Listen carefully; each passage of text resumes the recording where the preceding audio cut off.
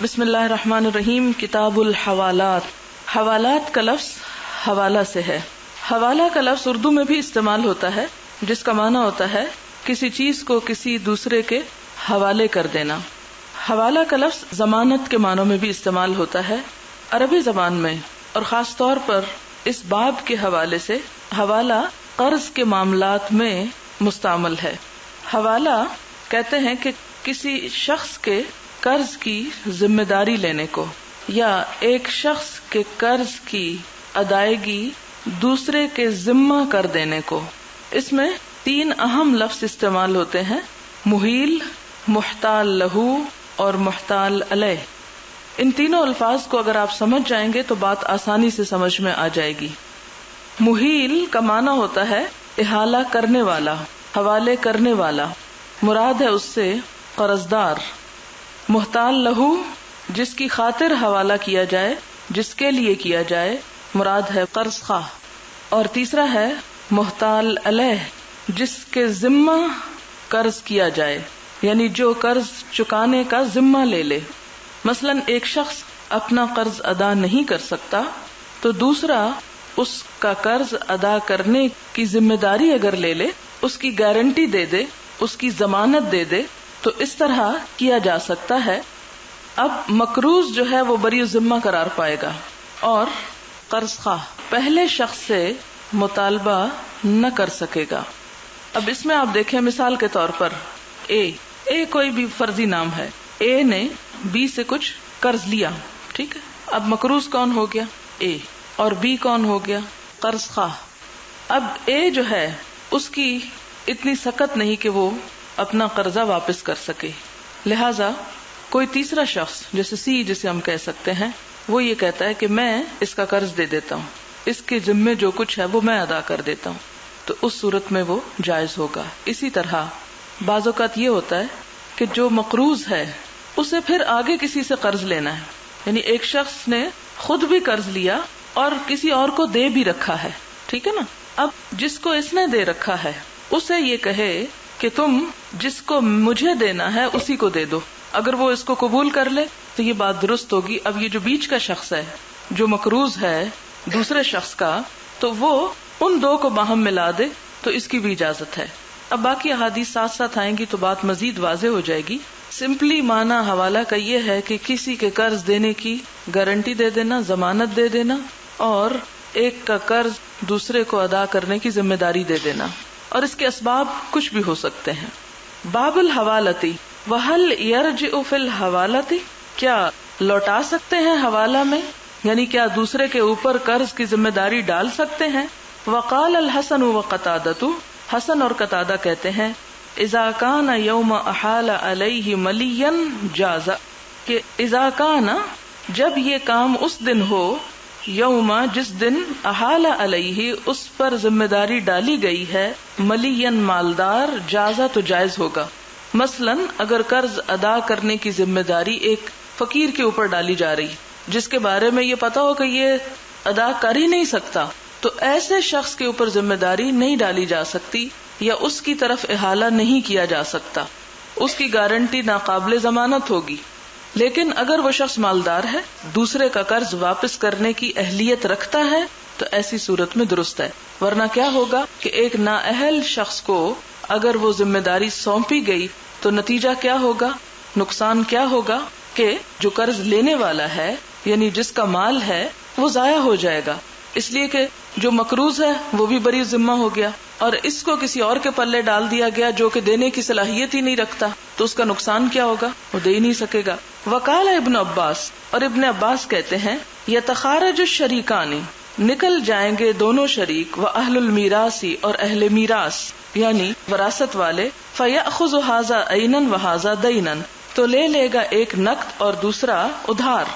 فإن طوی لأحدہما، پھر اگر ہلاکت ہو گئی، بربادی ہو گئی ان دونوں میں سے کسی ایک کی چیز کی، لم یرجع علی صاحبہ، تو اس کی ذمہ داری اس کے ساتھی پر نہیں ہوگی. اس بات کو آپ اس طرح سمجھ سکتے ہیں کہ مثلا ایک مکان وراثت میں 2 بھائیوں کو ملا. ایک بھائی دوسرے سے یہ کہتا ہے کہ تم مجھ سے اس کے پیسے لے لو اور سارا مکان میرے نام کر دو. دوسرا بھائی اس پہ راضی ہو جاتا ہے. مثلا مکان کی قیمت جو تھی وہ 20 لاکھ طے پائی، اب 10-10 لاکھ کا حصہ دونوں کا ہے. ایک بھائی 10 لاکھ لے کر مکان دوسرے بھائی کے نام کر دیتا ہے. اب جس نے 10 لاکھ لیے، اتفاق سے وہ لے کے گھر جا رہا تھا کہ راستے میں 10 لاکھ کی جیب کٹ گئی، چوری ہو گئے. اب کیا وہ شخص اپنا سودا لوٹا سکتا ہے؟ نہیں لوٹا سکتا، اس لیے کہ دینے والے نے تو دے دیا، اب اس کا کوئی قصور نہیں. اسی طرح دوسری شکل یہ ہو سکتی ہے کہ جس نے مکان لیا، اس کا مکان لینے کے بعد گر گیا. اب نقصان کس کا ہے؟ صرف اسی کا کہ جس نے مکان لے لیا تھا. اسی لیے یہاں پر کہا گیا فَإِن تَوِيَ لِأَحَدِهِمَا، یعنی یہ پیچھے کہا گیا نا کہ جہاں 2 شریک ہوں یا وراثت والے اکٹھے ہوں تو پھر کیا ہو سکتا ہے؟ ایک اصل چیز لے سکتا ہے، یعنی جو مکان ہے مثال کے طور پر، اور دوسرا قیمت لے سکتا ہے، اس میں حرج نہیں ہے. لیکن اگر کسی ایک کا بھی نقصان ہو گیا فَإِن تَوِيَ لِأَحَدِهِمَا لَمْ يَرْجِعْ عَلَى صَاحِبِهِ، تو اس کی ذمہ داری اس کے دوسرے شریک کے اوپر نہیں ہوگی. ذمہ دار نقصان کا وہی ہوگا جس نے. بعض اوقات آپ دیکھیں کہ کیا ہوتا ہے، جو وراثت تقسیم ہوتی ہے، ایک شخص مثلاً سب بہن بھائیوں کو پیسے دے کے مکان اپنے نام کر لیتا ہے. جو پیسہ لینے والے ہوتے ہیں بعض اوقات وہ کیا کرتے ہیں، پیسے کو ادھر ادھر اڑا دیتے ہیں، پیسہ ختم ہو جاتا ہے. پھر وہ آ جاتے ہیں مکان والے کے پاس، وہ کہتے ہیں نہیں جی ہم سے بڑی زیادتی ہوئی، تم تو مکان کے مالک بن گئے اور ہمیں جو پیسہ ملا تھا وہ ڈیویلیویٹ ہو گیا یا ہم سے کھو گیا، اس لیے ہم اس سودے کو منظور نہیں کرتے. تو نہیں، جب ایک دفعہ بات طے ہو گئی تو ہو گئی، اب اس کے بعد اس کو واپس نہیں کیا جائے گا. حدیث ہے حدثنا عبداللہ بن یوسف اخبرنا مالک عن ابی الزناد عن الاعرج عن ابی ہریرہ رضی اللہ عنہ ان رسول اللہ صلی اللہ علیہ وسلم قال، نبی صلی اللہ علیہ وسلم نے فرمایا مطل الغنی ظلم. مطل ہوتا ہے ٹال مٹول کرنا، طول سے ہے، طول کہتے ہیں نا طول دینا، لمبا کرنا، تو ٹال مٹول کرنا. الغنی یہ غنی کے ساتھ یعنی مالدار کو قرضہ واپس کرنے میں ٹال مٹول کرنا کیا ہے؟ ظلم ہے. اب دیکھیں کہ ہمارے ہاں بھی عموماً یہ ہوتا ہے کہ بعض لوگ قرض لیتے رہتے ہیں، پھر واپس اس لیے نہیں کرتے کہ لو اس کو کون سی ابھی ضرورت ہے، وہ تو پہلے ہی مالدار ہے، ہم تو ضرورت مند ہے. تو یہ بہانہ کر کے کہ ہم ضرورت مند زیادہ ہیں اور اس کو اتنی ضرورت نہیں، اس کا حق اس کو لوٹایا نہیں جاتا، فرمایا ایسا کرنا کیا ہے؟ ظلم ہے. فَإِذَا أُتْبِعَ أَحَدُكُمْ عَلَى مَلِيءٍ فَلْيَتَّبِعْ. اور یہ دوسری بات ہے، یعنی یہ حدیث کا ایک حصہ ہے جس کا اس باب سے تعلق نہیں، یہ دوسرا حصہ اس باب سے متعلق ہے جس کا معنی یہ ہے کہ فَإِذَا أُتْبِعَ أَحَدُكُمْ، جب پیچھے لگایا جائے تم میں سے کوئی ایک عَلَى مَلِيءٍ مالدار کے، فَلْيَتَّبِعْ تو چاہیے کہ اسے قبول کر لے. یعنی اگر کسی کا قرض، یہ اب اس باب سے متعلق ہے، یعنی اگر کسی کا قرض چکانے کے لیے کسی مالدار کی ذمہ داری ڈال دی جائے تو اسے چاہیے کہ وہ ذمہ داری پھر قبول کرے اور اس ذمہ داری کو ادا کرے. باب اذا احال علی ملیء فلیس له رد.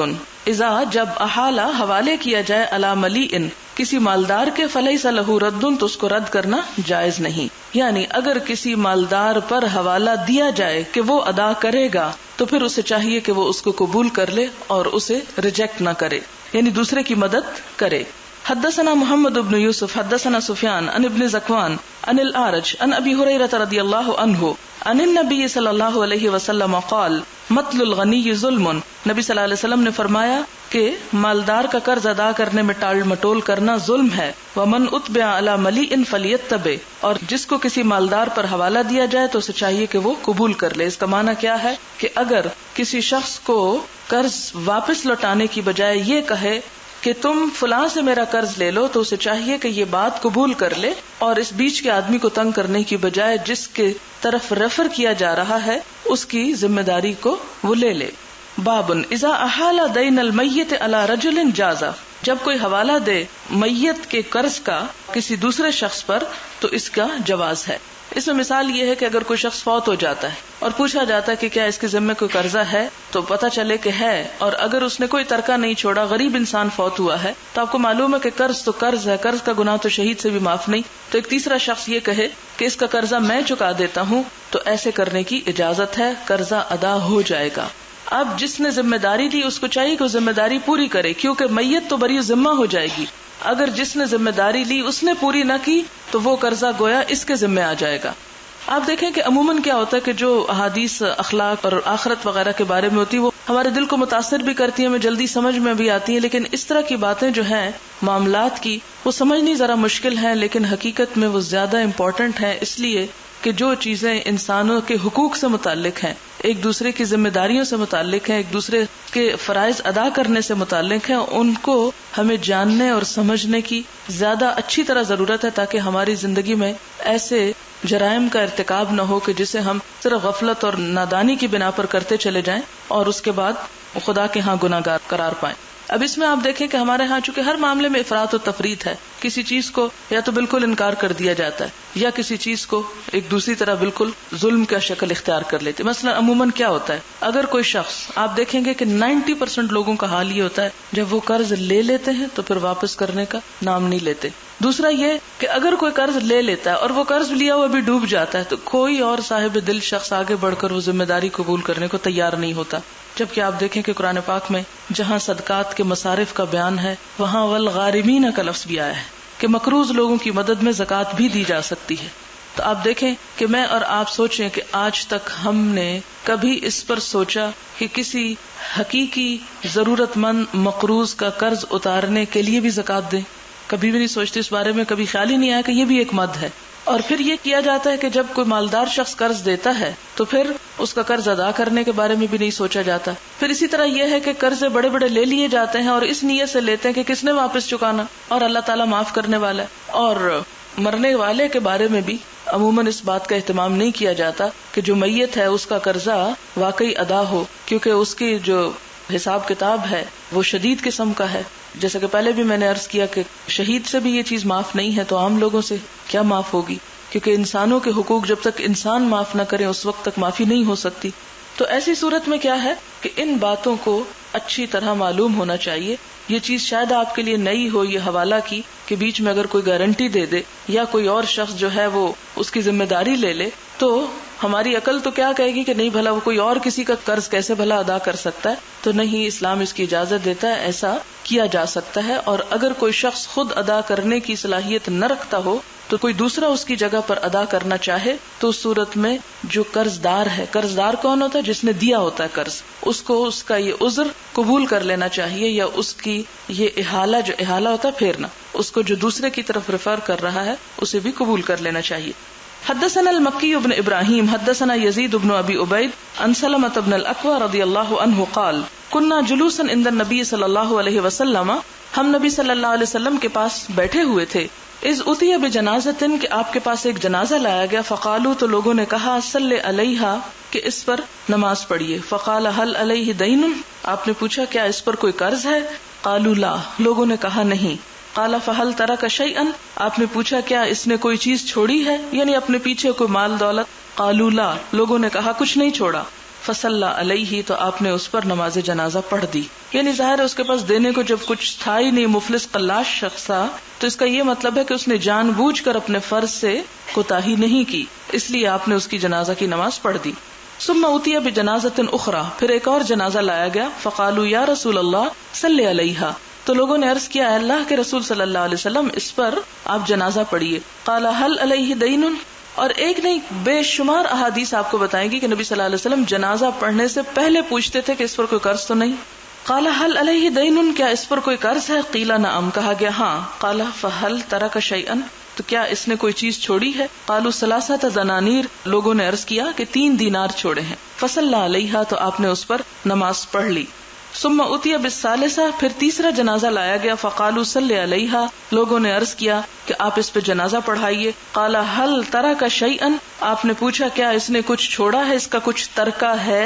قالوا لا، لوگوں نے کہا نہیں۔ قال فهل علیہ دین، آپ نے پوچھا کیا اس پر کوئی قرض ہے؟ قالوا ثلاثۃ دنانیر، تو لوگوں نے کہا ہاں 3 دینار۔ قال صلوا علی صاحبکم، تو آپ نے فرمایا اپنے دوست پر، اپنے ساتھی پہ خود جنازہ پڑھ لو، یعنی جنازہ پڑھانے سے انکار کر دیا۔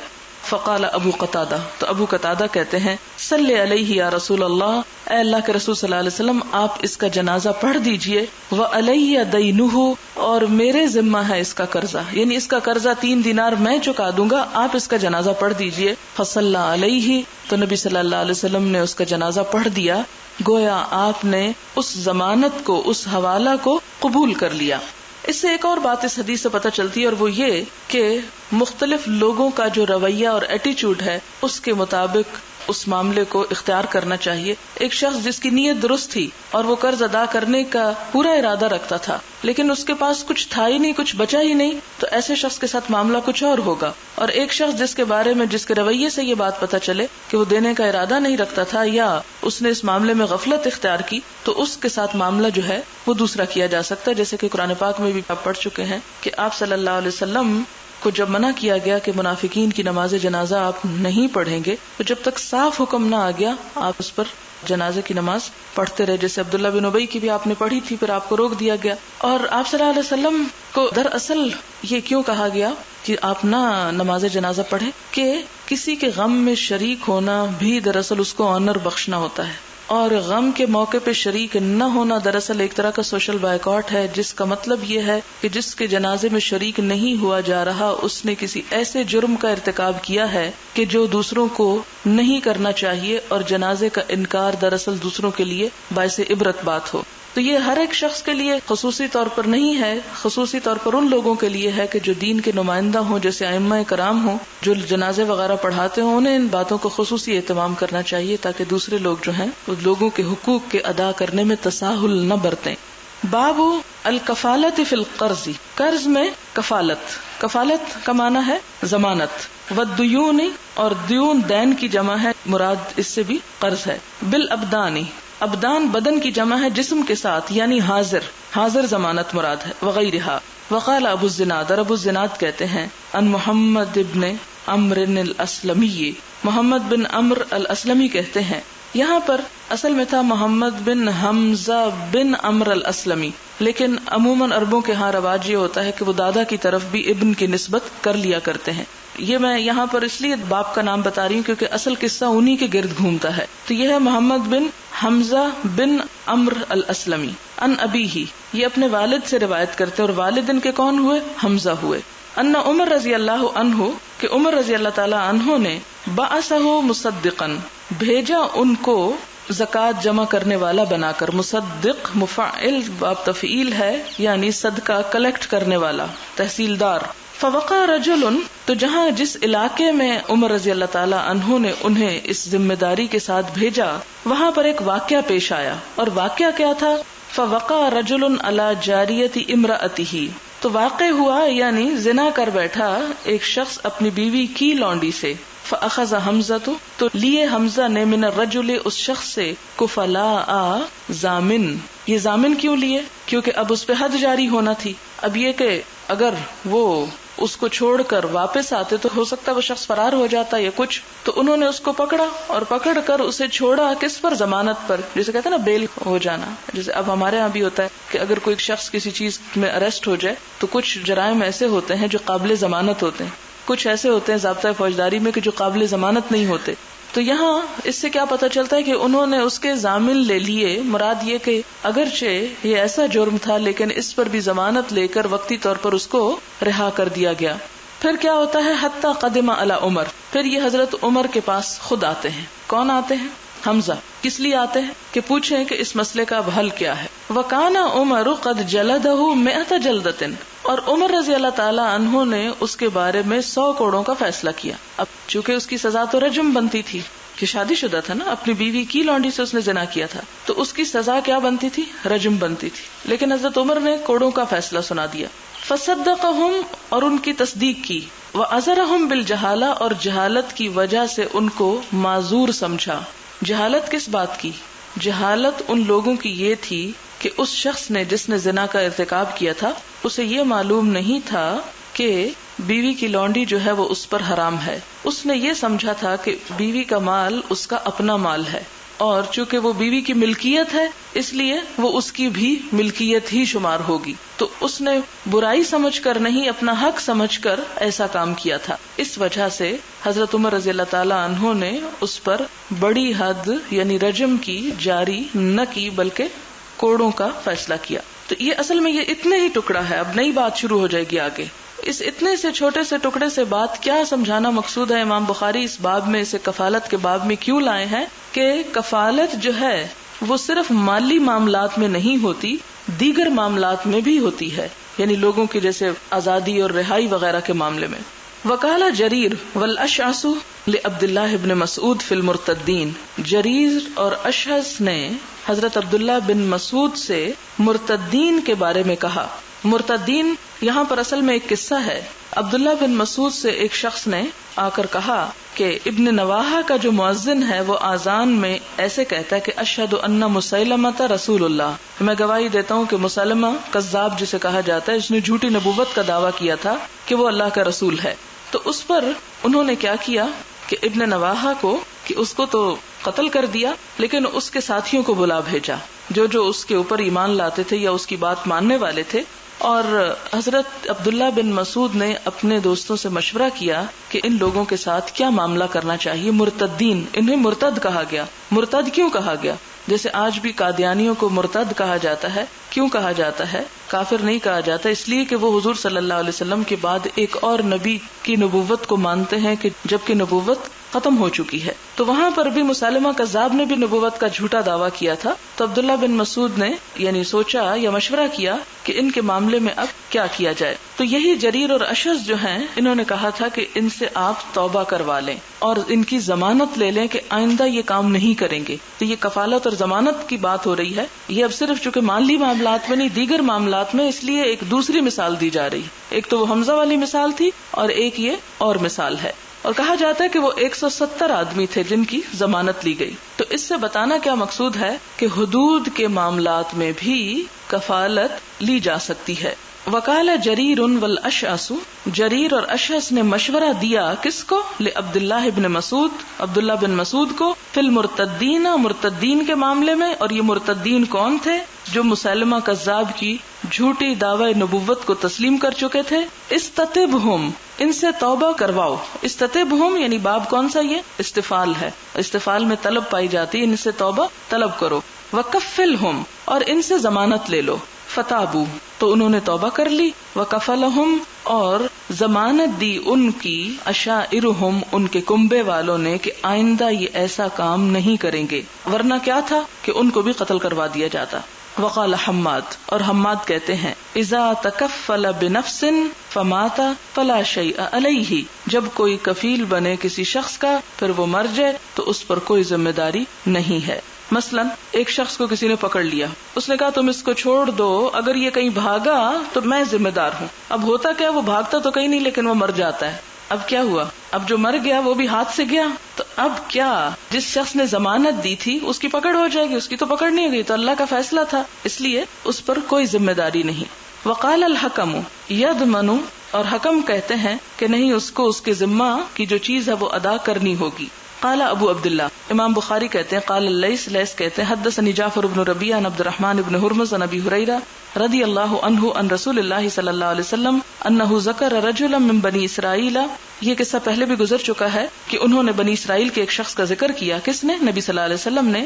سأل بعض بنی اسرائیل ان یسلفہ، اس نے بنی اسرائیل کے ایک شخص سے قرض لیا تھا 1000 دینار، 1000 دینار کا. فقالا، تو اس نے کہا ائتنی بالشہداء، اپنے کوئی ضامن لاؤ. اشہدہم، میں انہیں گواہ بناؤں. فقالا، تو مکروز نے کہا کفا باللہ شہیدا، اللہ کی گواہی کافی ہے. قالا، تو قرض دینے والے نے کہا فأتنی بالکفیل، لاؤ میرے پاس کوئی کفیل. قالا کفا باللہ وکیلا، تو اس نے کہا اللہ ہی مجھ کو کافی ہے کفالت میں. یہ جو کفیل اور یہ جو ضامن، یہ سب لفظ جو ہیں یہ آپس میں ملتے جلتے ہیں، صرف تھوڑا تھوڑا فرق ہے اور وہ مختلف علاقوں میں خاص لفظ کے مشہور ہونے کی وجہ سے.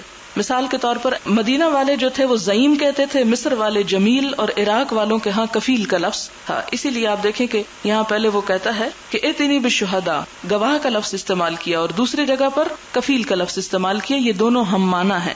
قال صدقتا، اس نے کہا کہ تم نے سچ کہا. فدفعها الیہ الی اجل مسمى، تو اس شخص نے اسے ایک وقت مقرر تک کے لیے قرضہ دے دیا.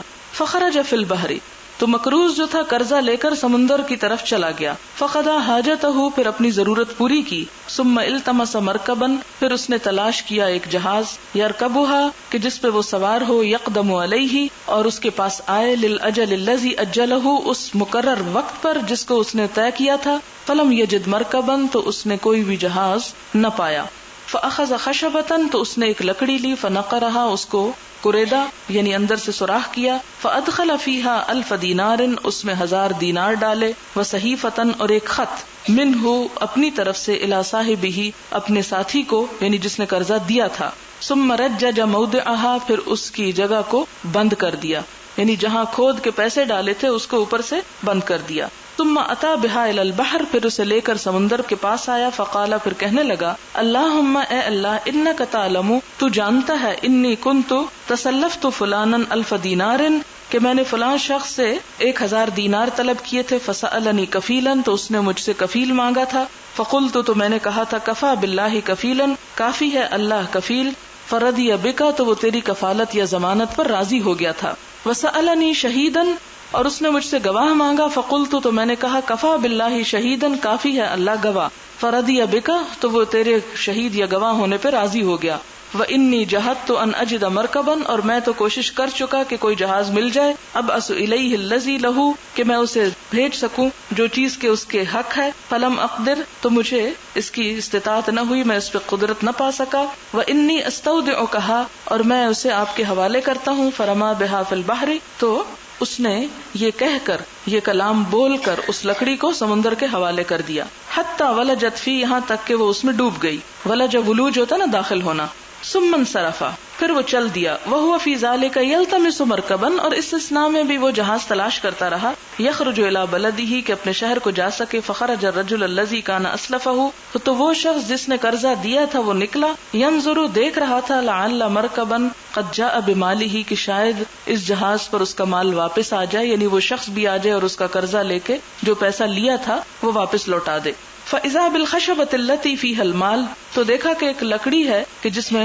پیسے ہیں، فَأَخَذَهَا لِأَهْلِهِ حَطَبًا تو اس نے وہ لکڑی اپنے گھر والوں کے لیے لے گیا تاکہ اس سے ایندھن کا کام لے، فَلَمَّا نَشَرَهَا پھر جب اس کو چیرا، وَجَدَ الْمَالَ وَالصَّحِيفَةَ تو اس کے اندر مال اور ایک خط پایا، ثُمَّ قَدِمَ الَّذِي كَانَ أَسْلَفَهُ پھر وہ شخص بھی آ گیا کہ جس نے اس سے قرضہ لیا تھا، فَأَتَى بِأَلْفِ دینار 1000 دینار مزید لے کر آ گیا، فقالا کہنے لگا، واللہ ما زلت جاہدا فی طلب مرکب کہ اللہ کی قسم میں اس اسنا میں جہاز کے حاصل کرنے کی کوششوں میں لگا رہا، لآتی کا بمالک کہ تجھ کو تیرا مال دے سکوں، فما وجدت مرکبا تو مجھے کوئی جہاز نہ ملا، قبل الذی اتیت فیہ اس سے پہلے کہ جس پر میں آیا ہوں، قال هل كنت بعثت الی بشیء تو اس نے پوچھا کہ کیا تم نے میری طرف کوئی چیز روانہ کی تھی، کالا کہا، اخبرک میں تم کو بتاتا ہوں، انی لم اجد مرکبا کہ مجھے جہاز نہ ملا، قبل الذی جئت فیہ اس سے پہلے کہ جس پر میں آیا ہوں، کالا فإن اللہ قد ادى عنک تو اس نے کہا کہ اللہ تعالیٰ نے